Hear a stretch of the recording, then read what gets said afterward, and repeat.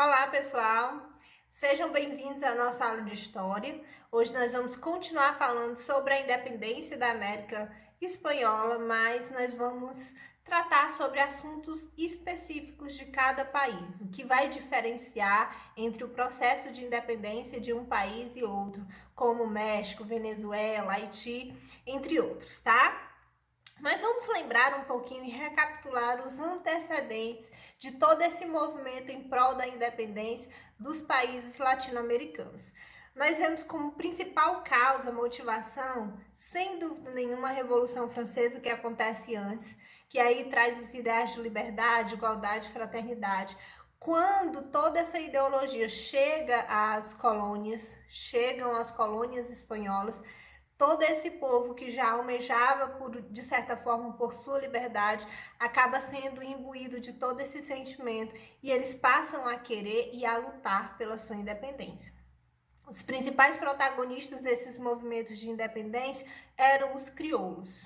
Então vamos ver na pirâmide social quem eram os crioulos. Os crioulos eram os filhos dos chapetones, eram homens brancos, mas que nasceram na América. E pelo fato de terem nascido na América e não na Espanha, eles ocupavam cargos de menor prestígio que os chapetones. Os chapetones eram os homens de confiança da coroa espanhola, que ocupavam altíssimos cargos e eram pessoas que, na verdade, haviam nascido na Espanha e não na América. E os crioulos, revoltados com essa situação, são eles os protagonistas que vão lutar pela independência desses países. Além da Revolução Francesa, que foi citada, nós temos as ideias iluministas que aconteceram nesse contexto histórico e a independência dos Estados Unidos, que nós também já vimos e já falamos sobre isso. O iluminismo ele vai influenciar também a independência dos Estados Unidos, porque traz como grande marca esse sentimento e esse apreço pela liberdade em todas as esferas. Então, o iluminismo vem como um movimento de grande repercussão, que embora tenha nascido na Europa, e especificamente na Inglaterra, mas se expande, e essas ideias iluministas chegam também à América Espanhola.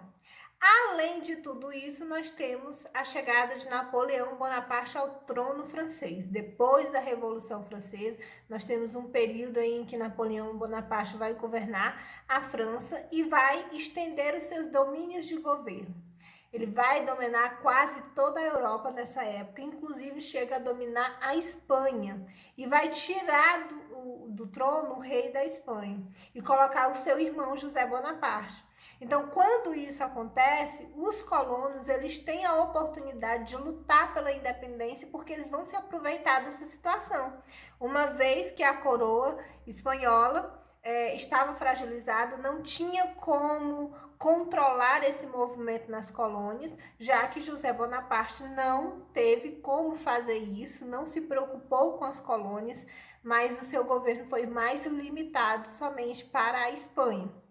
E eles se aproveitando de toda essa situação de fragilidade, eles acabam se organizando e começando a lutar pela independência dos vários países da América Latina. Nós vamos começar falando sobre Venezuela, porque o herói, a pessoa que é considerada herói por movimentar todo esse processo de independência na América Latina é Simão Bolívar e ele é da Venezuela. Então a gente vai começar falando de Venezuela, que tem esse processo de independência desencadeado desde 1810 até 1811 e que, embora se conquiste essa independência em 1811, ela só vai ser de fato oficializada pela Espanha em 1824.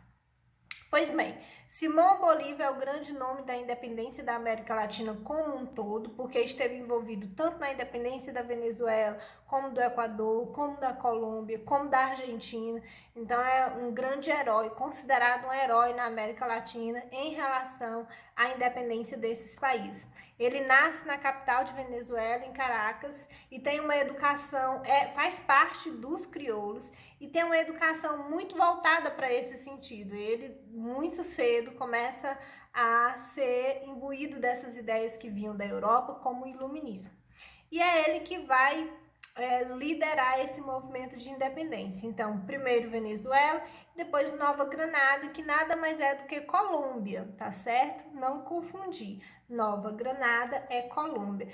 Ambos têm esse mesmo processo de independência porque foram liderados por Simão Bolívar e porque comungavam das mesmas questões políticas na época.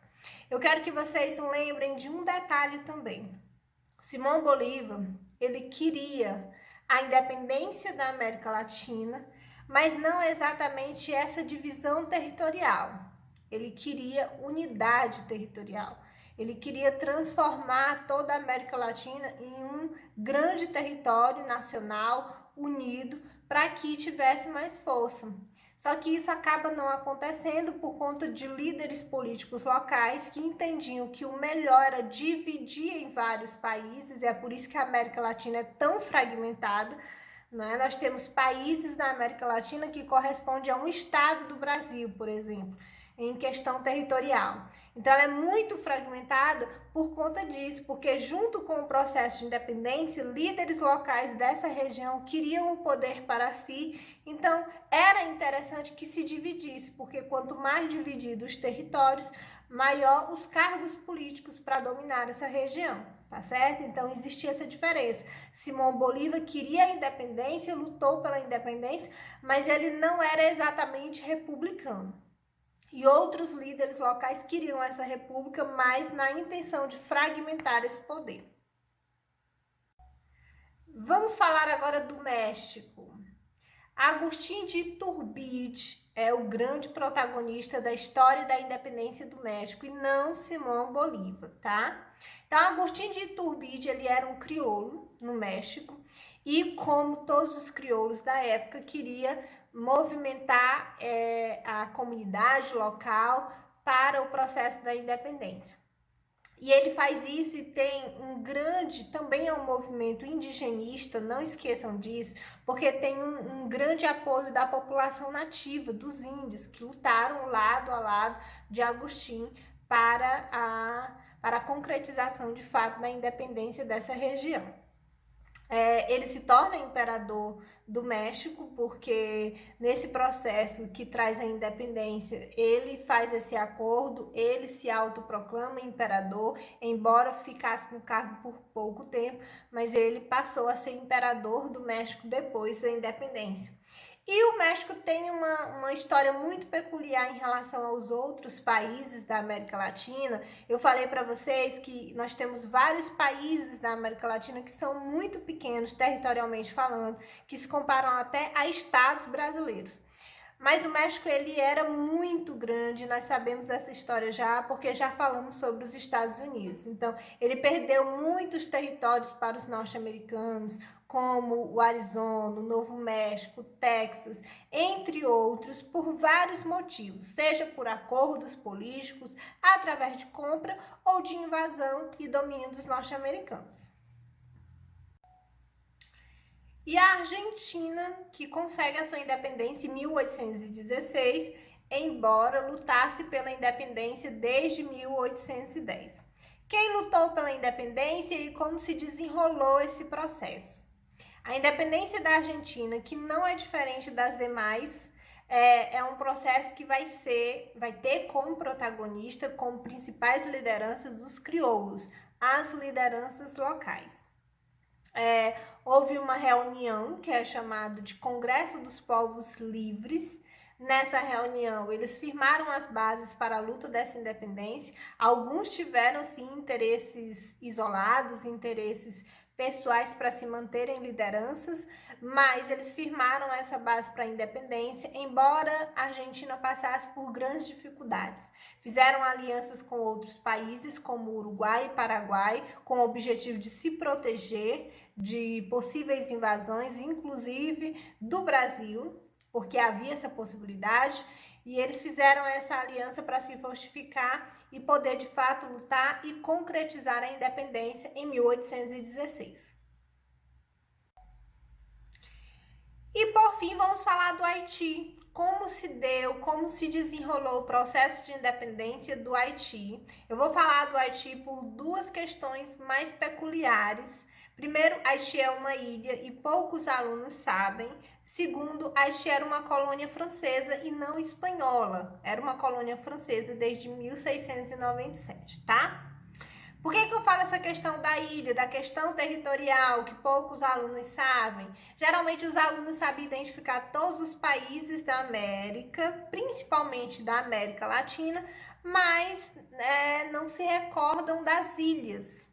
Então, Haiti é uma ilha que pertence à região da América e, na verdade, era uma colônia francesa. Por ser uma colônia francesa, foi diretamente influenciado pela Revolução Francesa. Então, o processo de independência que se desenrolou na ilha do Haiti teve influência direta da Revolução Francesa.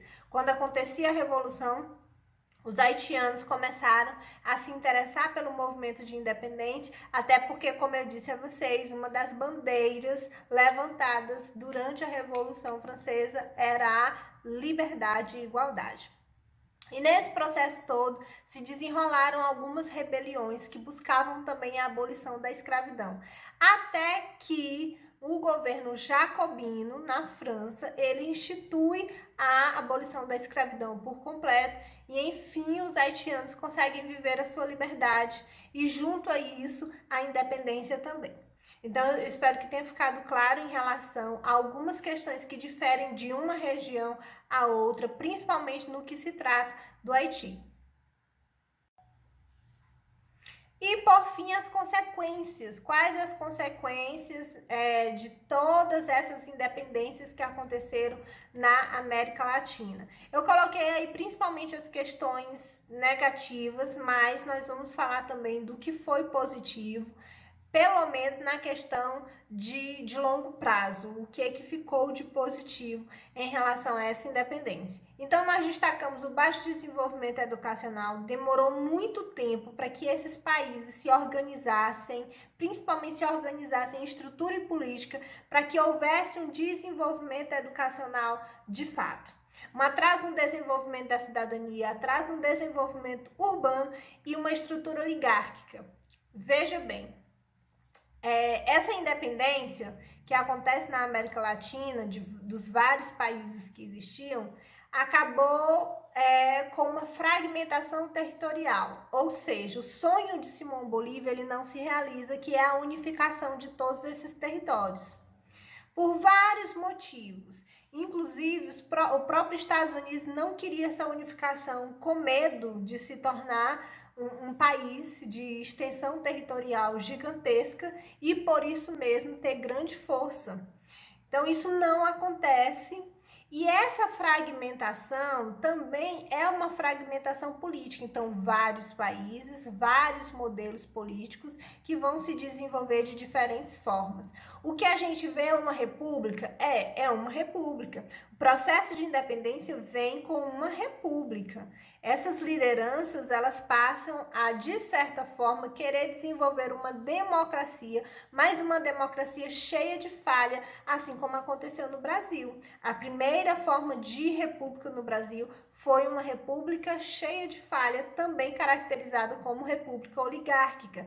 E não é diferente do que acontece na América Latina como um todo. Então, existe uma oligarquia muito grande, grupos da elite local acabam se perpetuando no poder, e isso vai tornar essa sociedade cada vez mais refém de um político, de um sistema político falho, que é o caso de uma república extremamente falha e que vai no inverso do que realmente ela significa. República significa coisa do povo, mas esses primeiros anos de república nos países da América Latina foram anos que deixaram muito a desejar, tá certo? Então, existiam constantes disputas pelo poder local e isso atrasava socialmente todas essas regiões.